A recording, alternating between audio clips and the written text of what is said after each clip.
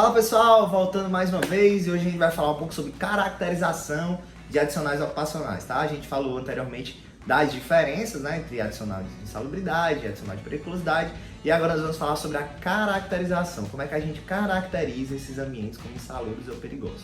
Basicamente tem duas formas da gente caracterizar esses ambientes como insalubres ou perigosos. Essas formas são qualitativa e quantitativa, tá certo? Então, assim como em metodologia de trabalho científico, por exemplo, a gente pode fazer pesquisas qualitativas e quantitativas, aqui na segurança do trabalho, para você caracterizar um ambiente como sendo insalubre ou perigoso ou periculoso, certo? Você vai fazer isso da mesma forma, ou por qualitatividade ou por quantitatividade, tá bom? Vamos primeiro para a questão da quantitatividade. O que seria isso? Que é essa diferença, tá? Quantitatividade, a gente está falando de algo que é contável, né? O que é quantificável, tá bom? Então, por exemplo, para você caracterizar um ambiente como sendo insalubre devido a ruídos elevados, certo? Você faz uma avaliação quantitativa de ruído, ou seja, você avalia o quão alto são as expressões sonoras daquele ambiente, né? O quão alto é o ruído naquele ambiente, tá bom? Então você utiliza, por exemplo, de um dosímetro de ruído. Inclusive eu já comentei com vocês quando falamos sobre isso. Então aquele equipamento vai fazer uma medição quantitativa, ou seja, em números, de quão alta é a pressão sonora que o trabalhador está recebendo naquele ambiente durante aquele determinado período de tempo, tá? E aquilo ali vai ser especificado de acordo com a norma, se ele vai ultrapassar ou não vai ultrapassar os limites de tolerância. E nós vamos já explicar o que são esses limites de tolerância com calma, tá? Primeiro eu vou estar explicando como a gente caracteriza, tá? Então, vamos falar aqui sobre vapores, né? Vamos pensar qual seria o limite de tolerância para vapores de formaldeído, ou formol, conhecido como formol, certo? Você vai ter lá 1,6 ppm, ou seja, 1,6 partes por milhão, ou seja, partes daquele vapor por milhão de partículas de ar naquele ambiente, tá bom? Então, você vai ver qual é o limite de tolerância, 1,6, faz uma avaliação quantitativa de vapores de formaldeído presentes no ambiente de trabalho. Se aqueles valores de formaldeído presentes no ambiente de trabalho forem acima dos limites impostos pela norma, pela legislação brasileira, no caso a NR15, anexo 11, você vai ter o quê? Uma ultrapassagem desse valor e aí você vai ter uma situação de trabalho insalubre, tá bom? Se esses valores ultrapassarem muito esses limites de tolerância, tá bom? Você pode estar também caracterizando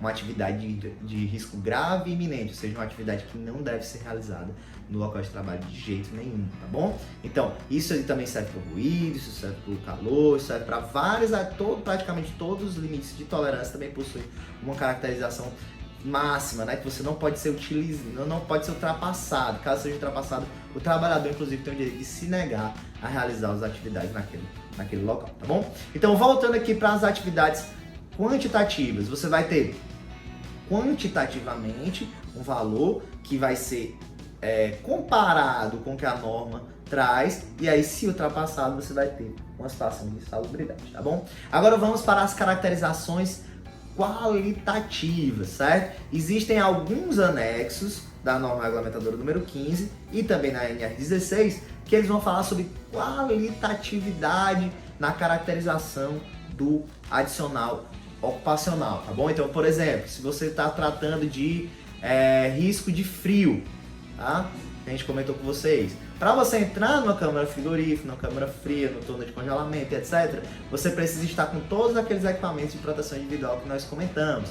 Japonas, luvas, botas, calças e etc, tá? Então tem toda uma paramentação de equipamentos de proteção individual para que você possa adentrar nas câmaras, tá bom? Caso o trabalhador não esteja todo paramentado, aí sim eu tenho uma situação de adicional insalubridade. Então, como é que é a caracterização aqui? É pela temperatura da câmara? Não, a caracterização vai se dar da seguinte forma: o trabalhador utiliza ou não utiliza os equipamentos de proteção individual? Ou seja, ele está protegido ou não está? O empregador forneceu ou não forneceu o equipamento de proteção individual para aquele trabalhador?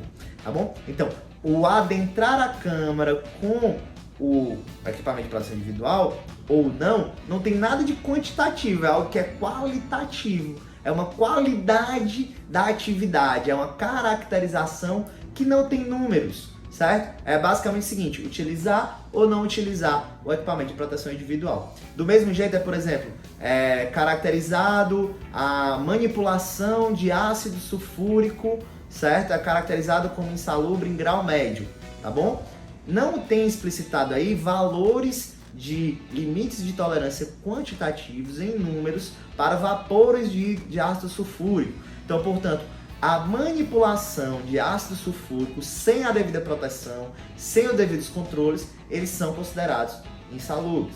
Essas atividades são consideradas insalubres. Do mesmo jeito por exemplo, adentrar um local de armazenamento de inflamáveis, certo? Ficar até 7,5 metros, por exemplo, de uma bomba de combustíveis durante o abastecimento, certo? Isso tudo são coisas que são características do ambiente, não são valores dados pelo ambiente. Então a norma ela vai dar subsídios para que a pessoa que vai fazer essa análise técnica, ela caracterize o trabalho de acordo com o que ele está explícito, a atividade, da forma como ela está escrita, da forma como ela é feita.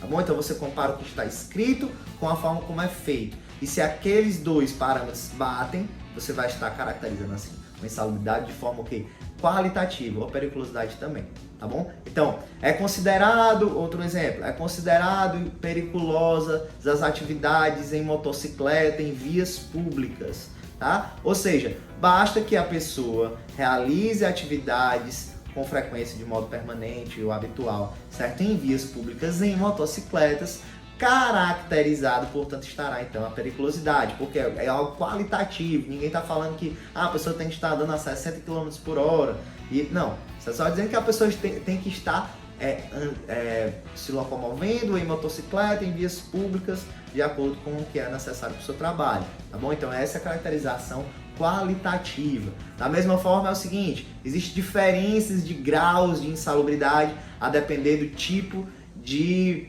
equipamento que você utiliza para colocar tinta na parede, por exemplo. Então se você utiliza-se de tintas à base, por exemplo, de hidrocarbonetos aromáticos, e você utiliza pincel, a insalubridade é de um determinado grau. Se você utiliza pistola pneumática, já você vai ter insalubridade de outro grau. No caso, você não vai passar pistola pneumática na parede, né? Mas, por exemplo, se você for pintar a parede com tintas contendo hidrocarbonetos aromáticos, com pincel, e você for pintar, sei lá, a lateral de um carro com a pistola pneumática, com tintas também contendo os mesmos hidrocarbonetos aromáticos, você está tratando de insalubridades em graus distintos. Por quê? Porque há o risco de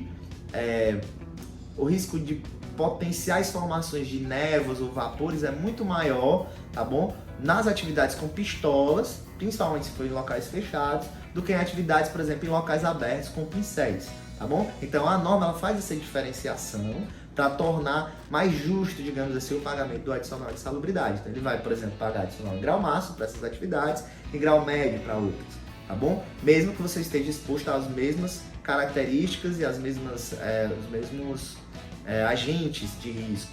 No entanto, a depender de como é a atividade, você faz essa caracterização de forma qualitativa.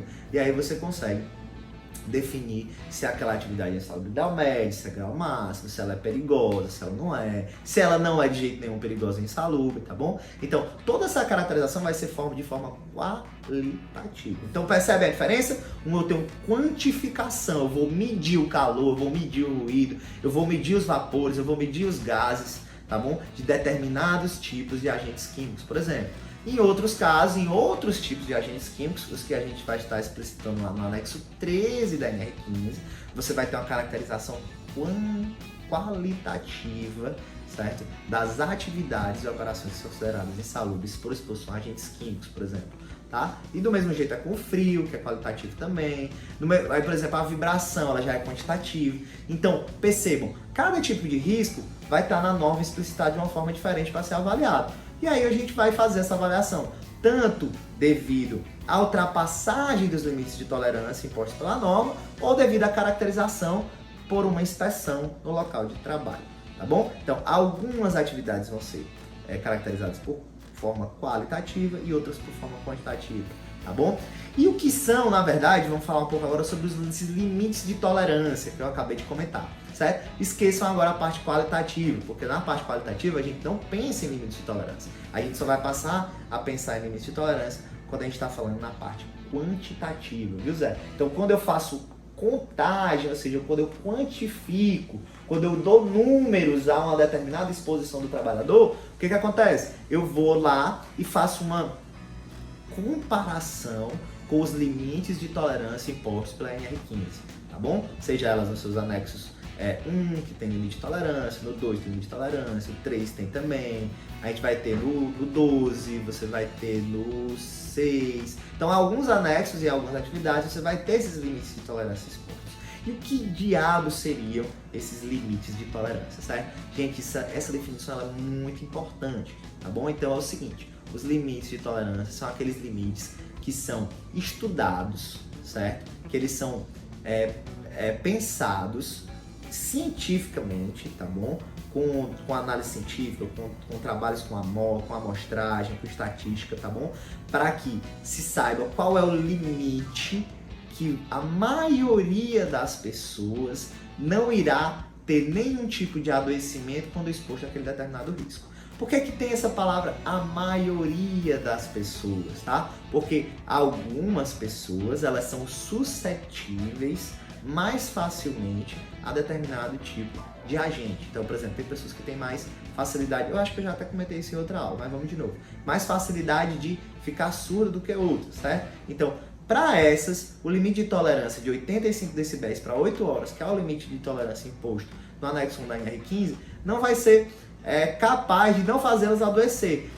Ao passo de que, para a grande maioria das pessoas, aquele limite de tolerância ele é razoável, tá certo? Mas para as pessoas que são mais suscetíveis aos limites de tolerância, a aquele tipo de agente físico, você vai ter então um adoecimento mais fácil de acontecer, tá certo? Então percebam que a gente nunca pode, de novo, já falei isso, vou falar de novo, a gente nunca pode ficar sempre trabalhando no limite de tolerância, a gente tem que sempre trabalhar abaixo desse limite de tolerância, tá bom? Por quê? Porque você vai ter pessoas que têm essa susceptibilidade maior, tá certo? Então pessoas que vão adoecer mais facilmente devido àquele agente de risco, pessoas que têm uma hipersensibilidade a determinado tipo de agente. Bom? Então a gente nunca deve ficar trabalhando lá no limite de tolerância. A gente sempre tem que estar trabalhando no que a gente chama de nível de ação. Ou seja, quando a gente já começa a pensar nos controles, na utilização de equipamentos de produção coletiva, a utilização de equipamentos de produção individual, no que a gente chama de zona de ação. Ou seja, naquela zona de exposição do trabalhador, onde você já tem que estar agindo para que não se chegue aos limites de tolerância. Certo? Então, trabalhar na zona de ação é fazer com que eu não chegue nos limites de tolerância. A partir do momento que a minha atividade está chegando aos limites de tolerância, eu já tenho que me preocupar. Justamente por quê? Porque essas pessoas que são mais susceptíveis já podem estar adoecendo de acordo com as atividades que estão sendo realizadas no local de trabalho. Beleza? Então, tivemos aqui para dizer para vocês como eu caracterizo qualitativo e quantitativamente as operações insalubres ou perigosas e o que são os limites de tolerância. Beleza, gente? Valeu!